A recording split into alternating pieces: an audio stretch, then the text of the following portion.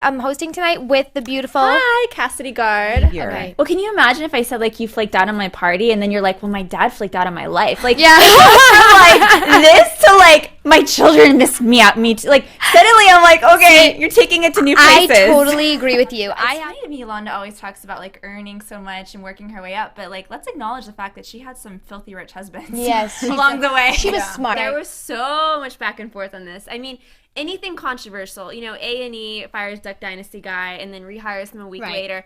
People are all over the place because they don't about know the if viewership. the audience It's all that loves it, matters. hates it, and that's all they care about. Right. So It's all about the views. They don't Exactly. care. They have an outdated car in LA. So Yeah, it's I like, mean, I'm just wondering if she bought it or if she just did a very generous lease, which both is Yeah, perfectly totally. amazing. Super But I was sweet. curious because Yeah. it seemed like something that's everyone in LA knows happens, but no one really talks about it. yeah. Yeah.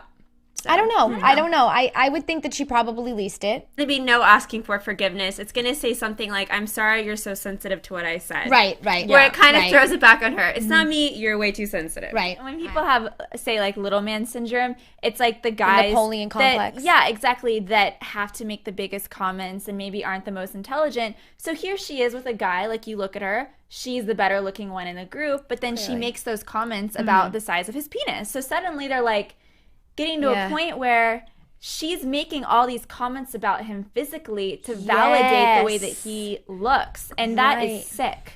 It makes me want to throw up in my mouth. It's almost like she knows. I don't think it's that. I think she's trying to be sexy. I think she thinks it's really sexy. Yeah, like her on the catwalk, she's like, I was just thinking out that. there And you know what? own it. And you know what she's doing that for? Her husband. That's like she literally lives and breathes for this man's opinion of her. And she look was at him. trying He too looks hard.